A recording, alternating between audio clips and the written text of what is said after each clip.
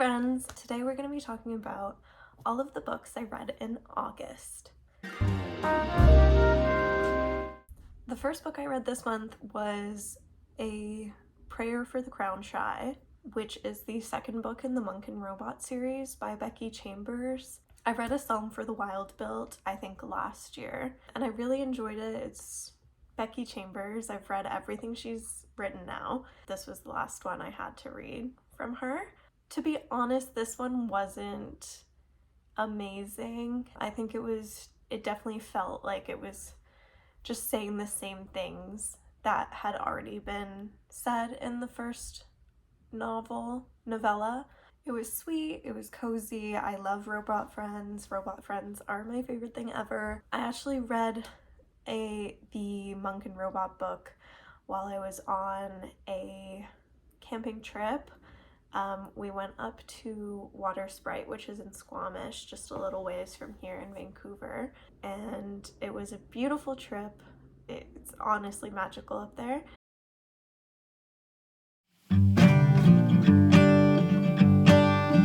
Cheers!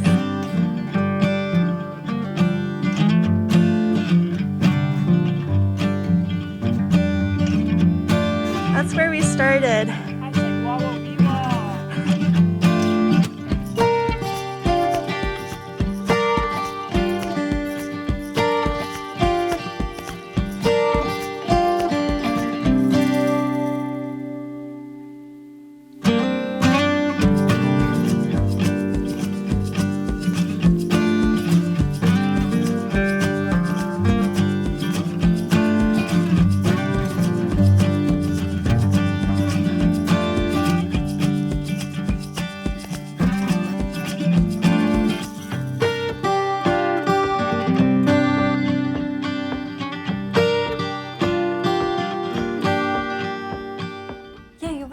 That being somewhere so beautiful and in nature would have kind of heightened my experience of the Monk and Robot book, but I don't know, I think it just felt like something I'd read from her before. When we got back from the camping trip, I read Babel. I don't know if you can see. I'm one of those freaks that takes the dust jacket off and then they disappear. So I know everyone loves Babel. I saw it on everyone's list of favorite books from 2022. This was a 5-star prediction for me. It deals with a lot of my favorite themes, which is linguistics, anti-colonialism, magic schools. Those are some of my favorite things to read about. But this one I'm really conflicted. It was mostly a miss for me, which is just so disappointing.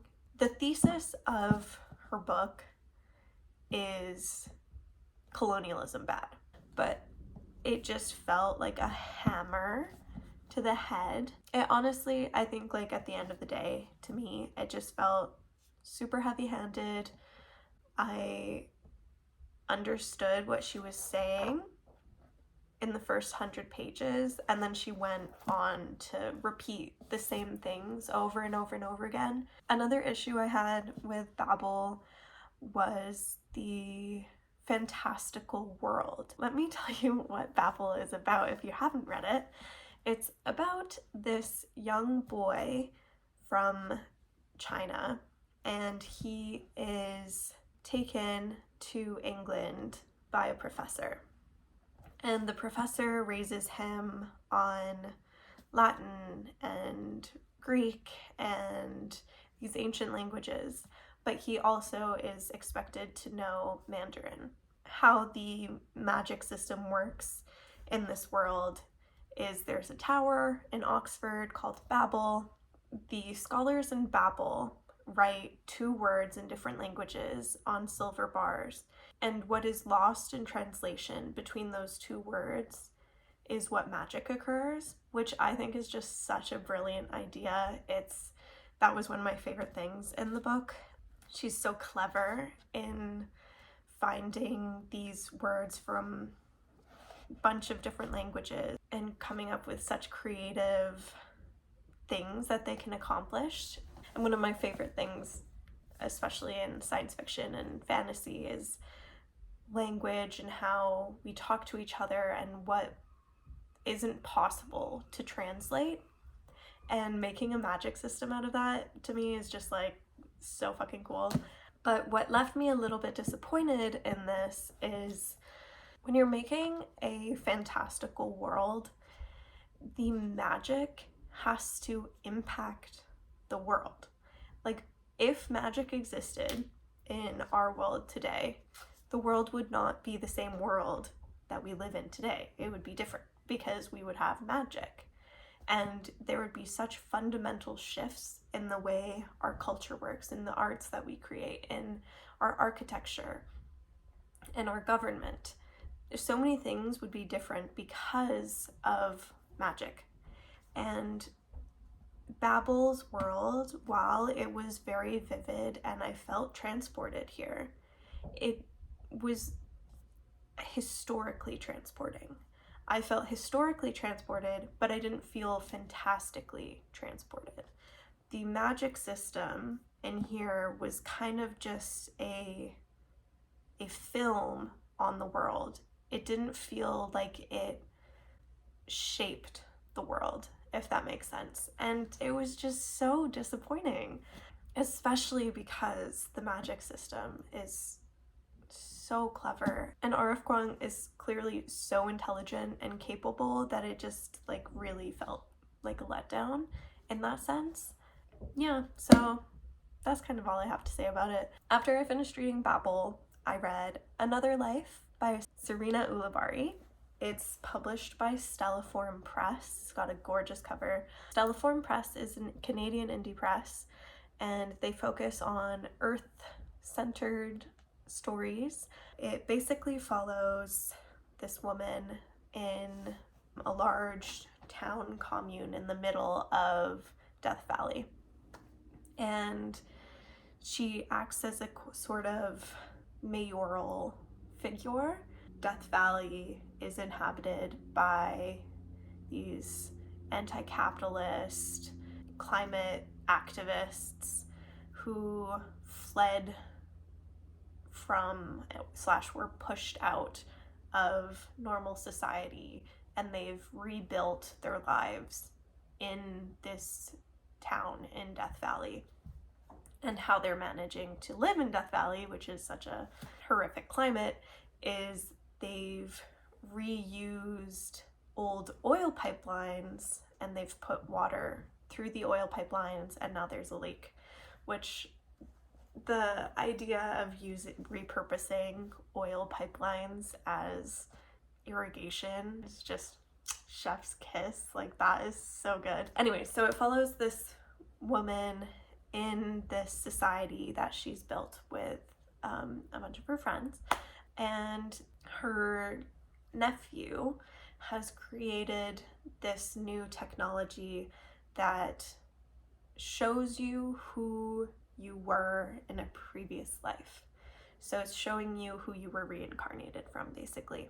This woman finds out who she was reincarnated from, and it is not good news. I thought this was excellent. It is unapologetically anti-capitalist.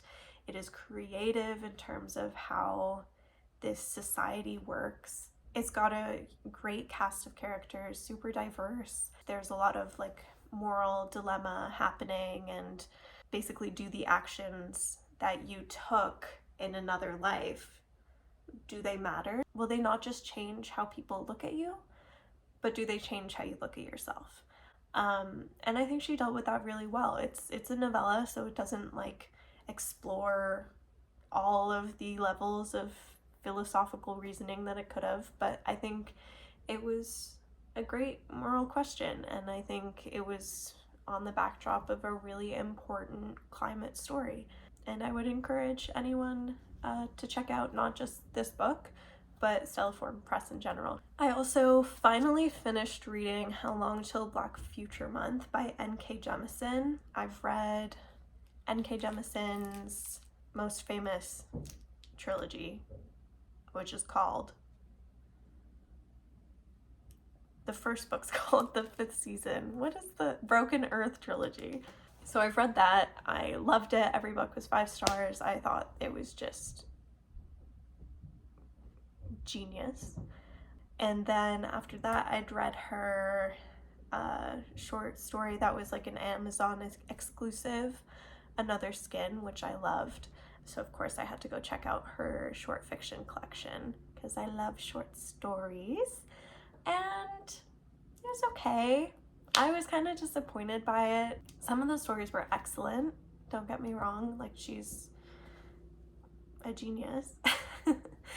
In the foreword, she does talk about how a lot of the stories in here are older works, and you can definitely tell that some of them she was starting out and she didn't quite have like the grasp on character and prose that she has now.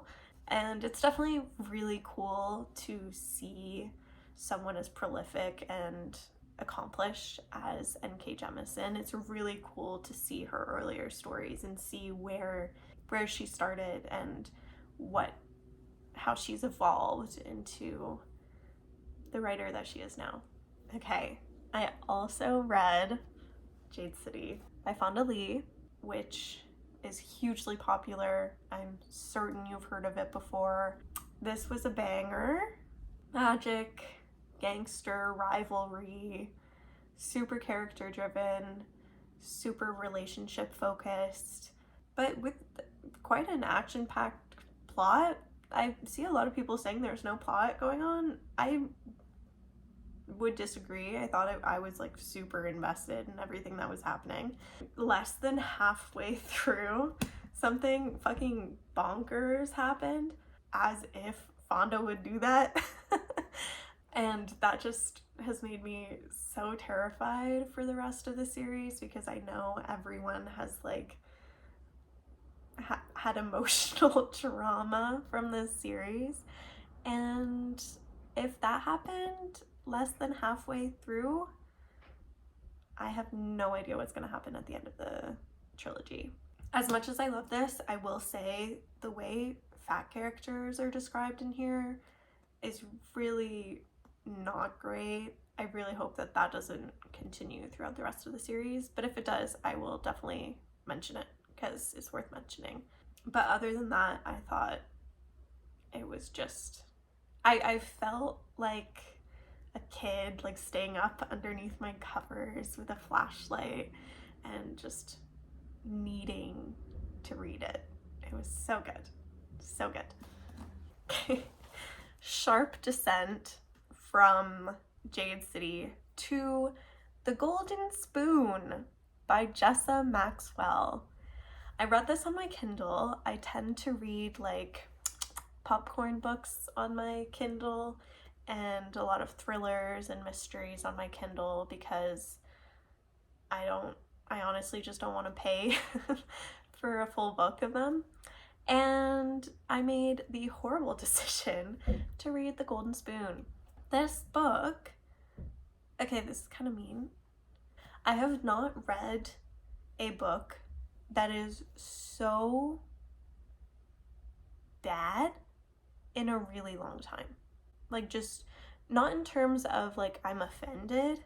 I wasn't offended. It was just like poorly written, poorly characterized, poorly paced, so many loose ends. So bad. The Golden Spoon takes place in a mansion, an estate, I think, and a famous baking show takes place, and it's called Bake Week. And the host of Bake Week is this famous baker who has published a bunch of these baking books, cooking books, whatever. And in order to keep her estate running, because it's very expensive, she hosts Bake Week, where 6 or 7 people come and to compete for a week, and they bake. The cast of characters is quite large because it follows each of the bakers, the baking contestants, and then it also follows the host. Which, one thing, this is just minor, but all of the contestants' perspectives were in first person, and then Betsy, or I think her name is, the host, the main Queen Baker. Her sections were in third person. I don't know if the author was trying to do anything with that or trying to like create distance, which if she was trying to create distance, that kind of spoils the end, because then you know that this is a different kind of person and the relationship she wants you to have with her is different from how she wants you to relate to all the other characters. Anyways, basically at the beginning of the story, you learn that someone has died, or at least it's quite obvious someone has died. And then you flash back to the beginning of Bake Week and you get to know all of the caricatures. I can't even call them characters. They're literally just caricatures of these people who are contestants. And it was horrible. The way evidence is found, the way the characters reveal things about themselves. This one character is depressed and an alcoholic, and the line is literally, "I've learned something about myself. I'm not happy. I haven't been happy in a long time." There are so many like really obvious things that happen, and then there are so many things that are just like, literally what? Anyways, let's move on from that. I also read Exhalation by Ted Chiang. This is my second book by him. I did read Stories of Your Life and Others, I think last year or the year before, and I knew I had to read more by him because these stories are just mind-blowing, intelligent. They tackle a huge array of themes, from, I don't even fucking know, like what it means to be a parent to what it means to breathe. And they're just so creative, so transportative. His writing style is gorgeous. Ted Chiang has such a way of like inserting himself into other people's brains. He slips on these characters' shoes with such authority. His character work is so impressive. He really gets down to the nitty-gritty of what makes these people tick and what makes them believe the things that they believe. Yeah, I love this one even more than Stories of Your Life and Others. I think the stories in here are more consistently amazing. There were a couple in Stories of Your Life that didn't quite hit me, but I think that was just personal taste, not necessarily the stories not being as good. But yeah, this was just excellent.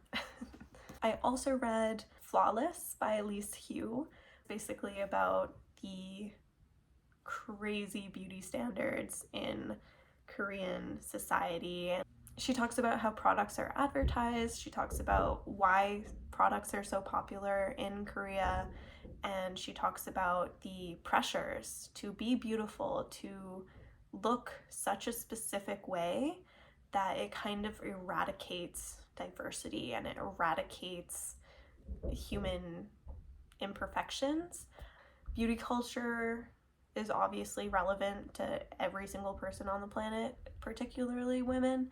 I don't really participate in beauty culture from a monetary standpoint, but just inhabiting the world, I'm obviously a participant. It's definitely an important book, and I think if you're at all interested in beauty culture or even like Korean culture in general, she does tackle it from a feminist standpoint, and I think she does a really good job of positioning herself, because she's an American, but she's also Chinese, so she does a really good job of positioning herself as an Asian woman, but as a foreign Asian woman living in Korea, and how certain parts of these standards apply to her, whereas she can also not be implicated in a lot of standards that a lot of women who are from Korea just don't have any choice but to be implicated in. It was good.